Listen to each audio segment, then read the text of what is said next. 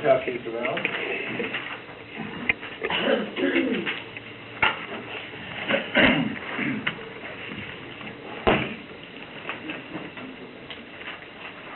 The information that is being passed around is replacing page 71 and 2 in your packet or on your surface.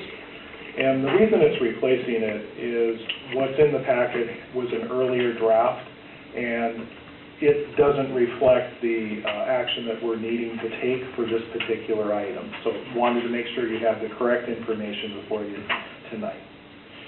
So with that said, this particular change order is the one you've heard me talk about both here at council workshops as well as the Public Works Committee meeting.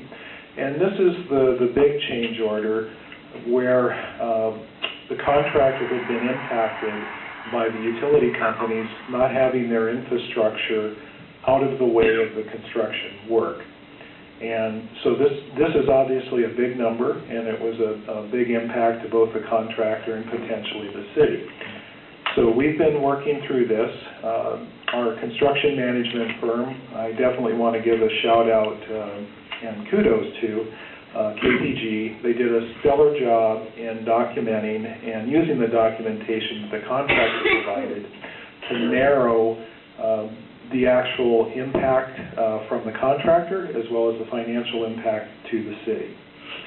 So this involved utility work related to the electrical, to the gas, to the communications, telecommunications.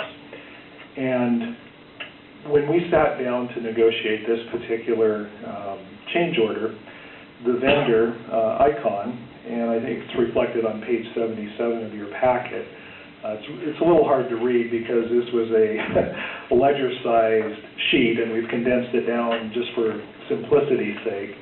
And again, between now and the business meeting next week, this is an agenda item for the Public Works Committee where we'll go over it in a little more detail. But the initial ask from the general contractor was $300,000 and change. And through the negotiation process, we were able to whittle off $100,000, which was not easy to do, but we feel after going through the negotiations, looking at the justification, that this is a legitimate change order by the contractor. Additionally, I will say it's not the last change order. There is one more coming after this, and it was, you've heard me speak to this quickly as well, is the storm drainage outfall. And then there was one related to a retaining wall that was not anticipated that's going to be installed near the Chevron station to make some of the grades that weren't reflected in the design. And it's not of this order of magnitude. And I'll put a dollar figure on the next one of around $20,000. So it's certainly not this order of magnitude. With that said, the cost, we should end up within the bandwidth from the original contract amount of between 5 and 10%. And one of the things that I haven't spoken to yet and you haven't heard me talk about, but as we get to this part of the contract where we're getting close to wrapping up, there are a lot of line items that are bid on individual quantities, and then there's a dollar figure for those quantities. One of the areas where we haven't used a lot of funding is for traffic control, and that's a significant cost, around $80,000. So we're going to be able to realize that as a savings that we won't have to pay the contractor. There was also a little bit of an underage on some of the estimates for the gravel borrow as well as some of the asphalting. So as these numbers wash out, that'll bring the overall project cost down, even though the contract amount that is authorized is a little bit higher. So that's one positive. The other positive is now that we have this change order negotiated, we can go back to the utility companies and start negotiating with them the impacts, so hopefully that the city can get some cost recovery from the impacts to us as the project owner. So those are a couple of positives that I want you to hang on to with that big number.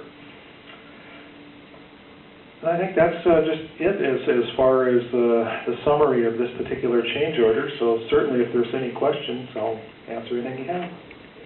Councilman German. With what you just said last, you say that they're going to go after the utility companies to try to recoup? The city will. The city will. Now, so does that mean in turn the utilities are going to go after the customer? And then that would, well, I hope not, because... The short answer is not through this process because they're regulated utilities, and any utility increases have to be managed through the Utility Transportation Commission. And they would have to make the WUTC. For any rate increases, they have to be approved through the WUTC. It takes more than one project over to force an increase in utility rates. I just... $243,000, that's a lot of money. It is a lot of money, but I will point out that most construction contracts have a minimum of a 10% contingency fund built into the project. This project did not have any contingency built in. Very quickly, if it had, that would have been about $300,000 for the project to be able to deal with change orders, which are a natural occurrence in project of this scope. Other questions?